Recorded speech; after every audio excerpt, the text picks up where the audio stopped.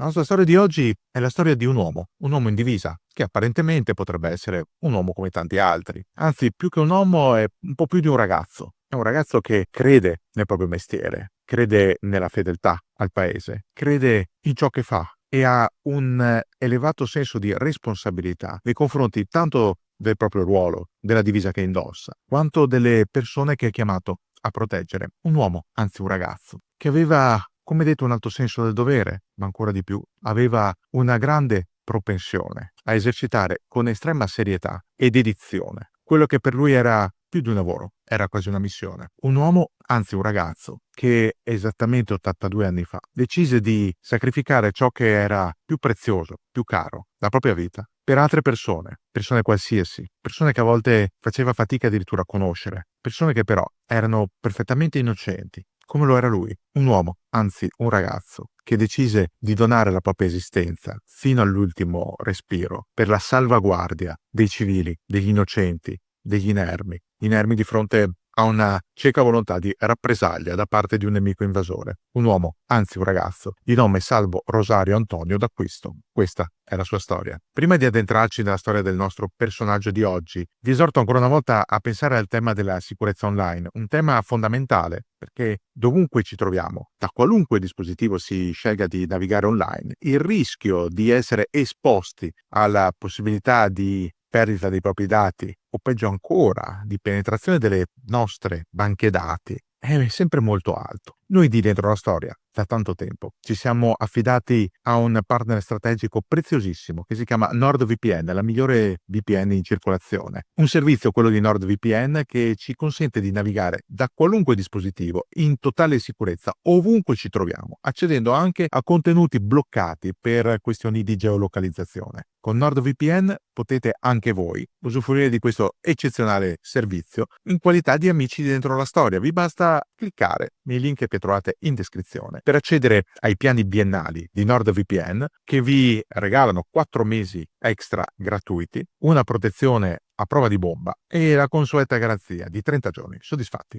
o rimborsati. La nostra storia si apre sul litorale laziale. Siamo nella seconda metà del settembre del 1943. È un periodo molto complicato per l'Italia. L'8 settembre del 43 viene divulgato l'armistizio, la notizia del raggiunto accordo tra il governo Badoglio e le forze anglo-americane per far uscire l'Italia dal secondo conflitto mondiale. In realtà non sarà un'uscita morbida, lo sappiamo tutti, non sarà nemmeno un'uscita rapida. Ci vorranno quasi 2 anni. 2 anni di intensa guerriglia sul nostro territorio. 2 anni di sofferenze, di massacri, di battaglie e anche di episodi di eroismo, come quello del nostro personaggio, Salvo d'Acquisto, un vice brigadiere dell'Arma dei Reali Carabinieri, un ragazzo più che un uomo. Salvo d'Acquisto ancora non ha compiuto 23 anni. Era nato il 15 ottobre del 1920 a Napoli, esattamente a Villa Alba, nel rione Antignano. Primogenito di 5 figli. Il padre non era napoletano, era nativo di Palermo.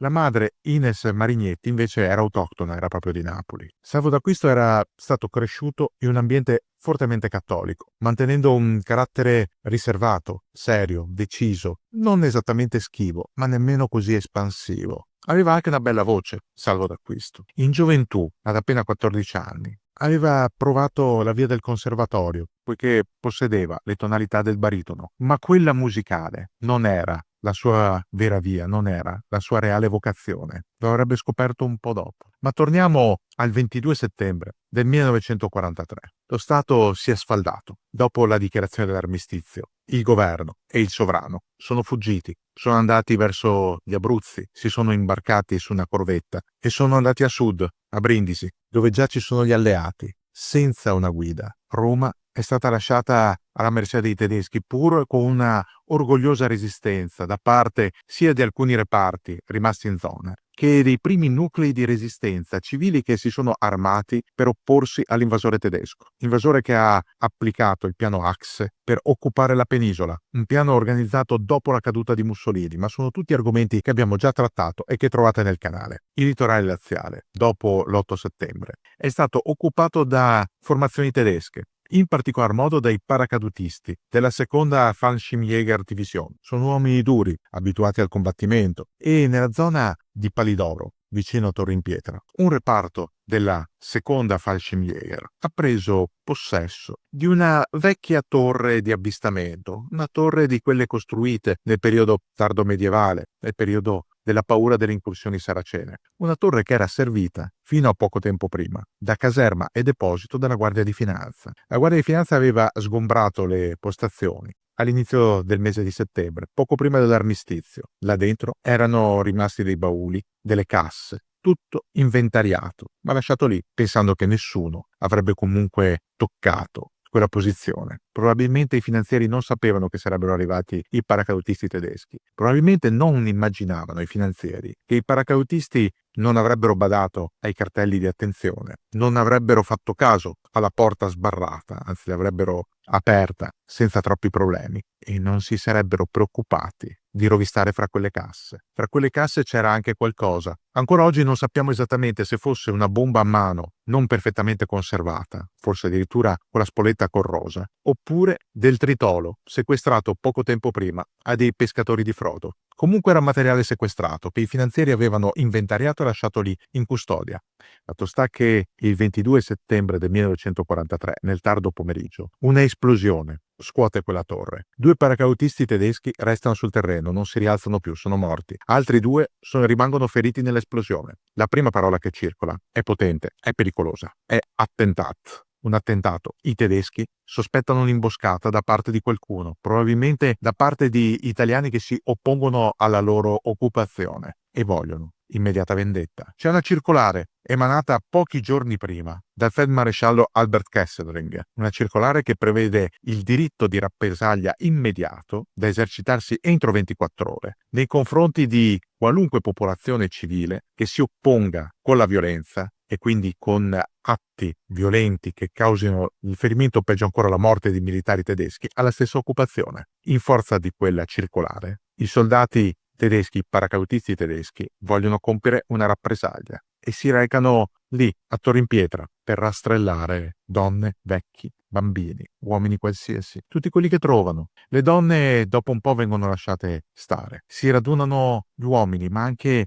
i ragazzi o i bambini. Ce n'è uno, si chiama Ennio Baldassarri, appena 13 anni, è del 1930. Come si può accusare chi è poco più di un bambino di aver ordito un attentato contro dei soldati? Per fortuna Ennio Baldassarri dopo un po' viene lasciato stare, ma resta altra gente. Resta ad esempio Angelo Amadio, 18 anni. Viene creduto un carabiniere in borghese. Credono che lui stesso sia una spia, ma non lo è. C'è addirittura un altro bambino, Franco Federici, solo 7 anni, che riesce a fuggire da una finestra prima che i militari tedeschi entrino nel castello di Torre in Pietra, dove c'è la sua famiglia. Ha paura. Franco Federici, soli 7 anni, e ha ragione, perché pur avendo solo 7 anni ha capito che quegli ordini urlati, quelle parole forti che non riesce a comprendere, non portano nulla di buono. Sulla piazza del paese non ci sono solo muratori, venditori ambulanti di frutta, oppure braccianti agricoli, o ferrovieri, o semplici lavoranti. C'è anche un uomo in divisa, quell'uomo, anzi quel ragazzo, che non ha ancora 23 anni e che si chiama Salvo d'Acquisto. È lì,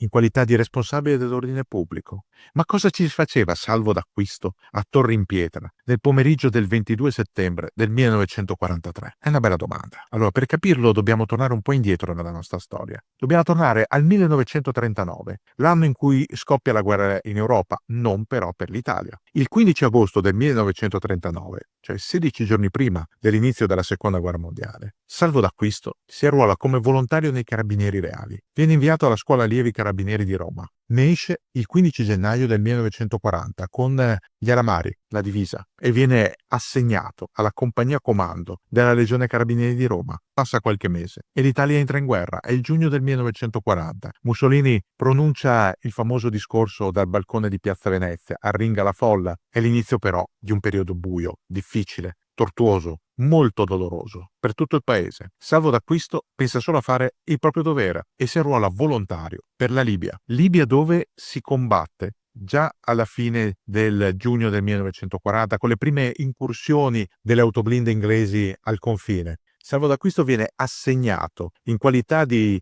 membro della polizia militare, alla 608ª sezione carabinieri, inquadrata nella 13ª divisione aerea Pegaso, un'unità della Regia Aeronautica, la squadra aeronautica della Libia Est. Si imbarca da Napoli, ha da poco compiuto 20 anni. Sbarca a Tripoli il 23 novembre del 1940. La sua guerra nel deserto dura poco. 3 mesi dopo rimane ferito a una gamba durante una scaramuccia proprio con gli inglesi. Successivamente, una forte febbre malarica lo colpisce e lo costringe all'ospedale, inizialmente in quello di Bengasi. Poi viene riportato in Italia, dove termina le sue cure e, dopo una licenza di 3 mesi, viene aggregato alla scuola centrale dei Carabinieri Reali a Firenze, perché i suoi superiori hanno riconosciuto in quel ragazzo così serio, così determinato, così taciturno, delle capacità. Lo vogliono promuovere. A Firenze, Salvo D'Acquisto frequenta il corso accelerato per la promozione a vice brigadiere. Consegue il grado il 15 dicembre del 1942. 4 giorni dopo viene trasferito a Torrimpietra, una borgata rurale. Oggi è una frazione del comune di Fiumicino e qui Salvo D'Acquisto è dedito al mantenimento dell'ordine pubblico. Il maresciallo comandante della stazione ha fiducia in lui, lo manda spesso di pattuglia assieme agli altri carabinieri, ma non succede quasi nulla, è una zona tranquilla. Sulla costa ci sono i finanzieri che si occupano principalmente di dar la caccia ai pescatori di frodo. In paese, al di là di qualche incidente o di qualche furtarello, non c'è proprio nulla. Si sta molto tranquilli, almeno fino alla fine dell'estate del 1943, quando tutto cambia. Prima la caduta di Mussolini, la nascita del governo Badoglio, le chiacchiere insistenti sul fatto che l'Italia forse potrebbe uscire dalla guerra. Infine il proclama Badoglio dell'8 settembre del 1943, lo sfaldamento dello Stato. I carabinieri di Torrimpietra restano al loro posto, non hanno degli ordini superiori, sanno solo che devono cercare di mantenere la popolazione calma e di evitare qualunque occasione di pericolo per i civili nei confronti dei tedeschi che arrivano molto in fretta, subito dopo la conquista di Roma. I paracadutisti sono loro a prendere possesso della zona, sono loro ad accamparsi e, come abbiamo visto, sono loro che nel tardo pomeriggio del 22 settembre del 43 forzano l'ingresso della torre a Palidoro e provocano quell'esplosione. Chi è stato? Chiedono. Vogliamo sapere chi è stato. Perché? Perché è prevista una rappresaglia. Se non si farà avanti nessuno, pagheranno tutti. Pagheranno i ragazzi, gli uomini, gli innocenti, gente che non ha niente a che vedere con quello che è successo. Ai tedeschi non importa. Quello che vogliono fare è una semplice rappresaglia, quello che verrà fatto tante altre volte. Pensate alle Ardeatine. D'Acquisto viene prelevato forzatamente dalla caserma. Il maresciallo comandante non c'è, si è preso una licenza. Tocca a lui essere responsabile della sicurezza dei cittadini a Torrimpietra e nelle sue frazioni. I carabinieri non possono opporsi quando arrivano i paracadutisti a prelevare D'Acquisto, che viene portato in piazza assieme agli altri ostaggi. Tutti gli ostaggi vengono interrogati, ma l'interrogatorio, oltre a essere estremamente brutale nei metodi e nei toni, vuole solo sapere una cosa: chi è stato, che si faccia avanti il responsabile, ma non è stato nessuno, perché semplicemente sono stati gli stessi tedeschi, inavvertitamente, a causare quell'esplosione. D'Acquisto è l'unico a dirlo apertamente. Non è successo niente, è sempre stata una zona tranquilla. C'erano dei pescatori di frodo, ma se ne sono andati. Può essere che abbiano i tedeschi fatto esplodere parte della dinamite sequestrata a questi pescatori, ma i tedeschi non ci vogliono credere. I popolani radunati in piazza non sanno nulla, non sanno nemmeno cosa rispondere, ed è comprensibile. Siccome i tedeschi non ottengono risposte, caricano sugli autocarri tutti gli ostaggi e li portano nelle vicinanze della torre di Palidoro, davanti al mare, vicino alle dune. Forniscono loro delle vanghe e li obbligano a scavare. In quel momento tutti gli ostaggi capiscono che i tedeschi non stanno scherzando, che intendono davvero compiere una strage, vendicare la morte di 2 loro commilitoni ammazzando dei civili inermi. È in questo momento che Salvo D'Acquisto, che si era mantenuto tranquillo, calmo, anche davanti alle urla dei tedeschi, che gli avevano pure mollato qualche ceffone in viso, è in quel momento che Salvo D'Acquisto si fa avanti. Chiede di parlamentare un sottufficiale. Il sottufficiale non capisce l'italiano, ma c'è un interprete. E cosa dice Salvo D'Acquisto? Sono stato io, la bomba l'ho messa io. Queste persone non c'entrano, lasciatele stare, prendete me. I tedeschi inizialmente lo guardano strano. Per quale motivo? Salvo D'Acquisto non l'ha detto subito, se è stato davvero lui. Perché ha aspettato che arrivassero lì, sulla spiaggia, a scavare le fosse, prima di farsi avanti. Forse vuole solo fare il capro espiatorio, Però gli ordini sono ordini, per quanto siano degli ordini estremamente mostruosi. Se c'è un responsabile, va punito. I tedeschi liberano tutti gli ostaggi, tranne uno solo. E chi è? Il 18enne Angelo Amadio. Per quale motivo? Perché i tedeschi sono ancora convinti che Amadio sia un carabiniere in borghese, una spia, e vogliono che assista all'esecuzione del suo superiore, per poi riferire. Soltanto dopo Amadio riuscirà a dimostrare, documenti alla mano, di essere una persona qualsiasi, di non essere un carabiniere. Era solo un operaio delle ferrovie, è troppo tardi. Mentre i popolani vengono rilasciati, ne vengono autorizzati a tornare a casa. Amadio resta lì a vedere. Salvo d'acquisto è davanti alla fossa, già scavata, e davanti a lui c'è un plotone d'esecuzione. Amadio, dopo aver mostrato quei documenti da ferroviere, riesce a scappare anche lui, a tornare indietro, ma è l'ultimo del gruppo. Riesce ancora a sentire qualcosa. Sente gli ordini del sottufficiale tedesco che ordina al plotone di imbracciare gli Schmeisser, di prendere la mira e di sparare. Sente anche un'altra cosa, un grido. Viva l'Italia! È un grido che arriva poco prima della scarica delle armi. Udito il grido e gli spari, Amadio si volta tra le dune e vede un tedesco chinarsi sul corpo già esanime di Salvo d'acquisto e con una pistola dargli il colpo di grazia alla testa. Finita l'esecuzione, i paracadutisti non buttano d'acquisto nella fossa, lo ricoprono con un po' di terriccio e di sabbia,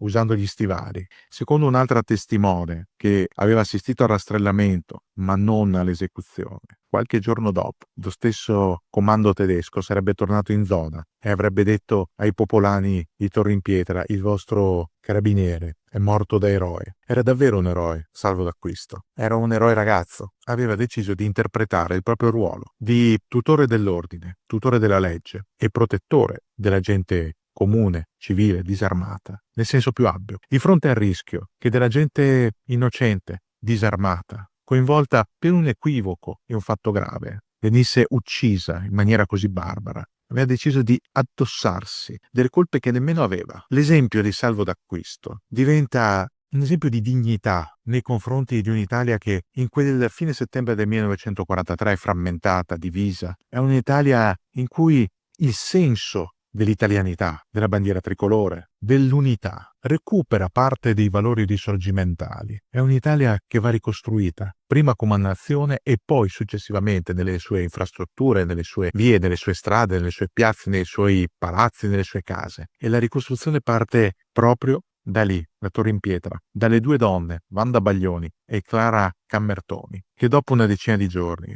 tornano davanti a quella torre, ritrovano il cadavere di Salvo d'acquisto e gli danno una degna sepoltura nel cimitero di Palidoro. È questa la storia di un ragazzo in divisa che credeva nell'Italia, anche quando era stato abbandonato da tutti, era stato abbandonato dal re, dal capo del governo, persino dal comandante della sua stazione. Lui, a nemmeno 23 anni, si era assunto una responsabilità molto più alta rispetto al suo incarico, al suo grado, alla sua stessa età. Salvo d'acquisto è diventato un simbolo per l'Arma dei Carabinieri. Il carabiniere che si pone davanti all'estremo sacrificio per compiere fino in fondo il proprio dovere e per salvare dei civili. Diventa un simbolo per l'Italia resistente, l'Italia che vuole cacciare l'invasore, l'Italia che vuole ripartire, che vuole gettarsi alle spalle un passato recente, molto buio, molto doloroso, e che lo fa attraverso l'esempio di uomini retti, anche quando questi uomini sono poco più dei ragazzi, come Salvo d'acquisto. È questo che lascia dietro di sé Salvo d'acquisto. Lascia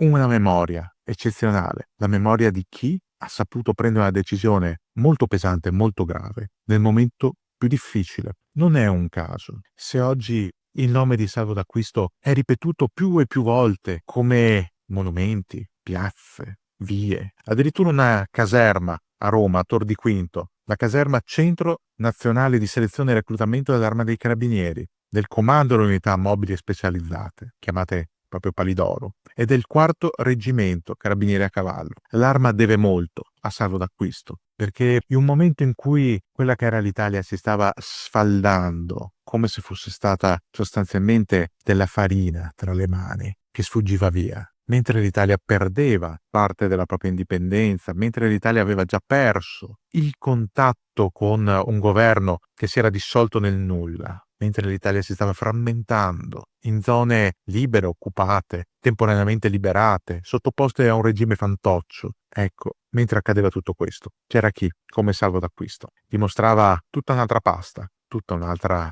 volontà, tutta un'altra italianità. Una italianità fatta di abnegazione, di coraggio, di senso del dovere. E se oggi noi abbiamo un'Italia unita, per carità, con 1000 difetti, ma con una propria fisionomia, lo dobbiamo anche all'esempio di questo vice brigadiere, che fino a quel tardo settembre del 1943 era un nome come tanti altri, ma che da allora ha dato un nuovo significato, tanto al senso di italiano, quanto al significato di quella divisa, di quegli alamari, di quella fiamma sul berretto, di cui lui stesso andava decisamente e comprensibilmente orgoglioso. Ben ritrovati in Dentro la Storia, il canale di chi ama la storia contemporanea.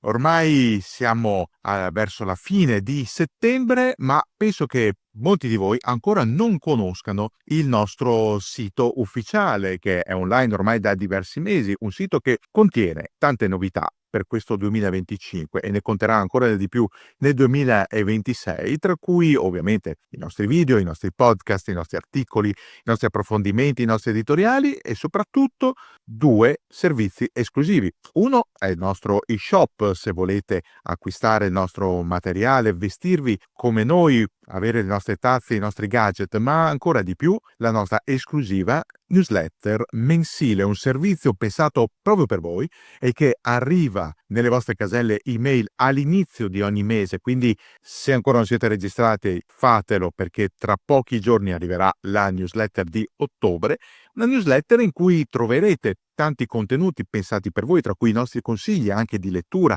o di visione di serie cinematografiche o televisive, oppure ancora la nostra timeline mensile. Insomma, tanto, tanto, tanto materiale proprio per voi che amate la storia contemporanea.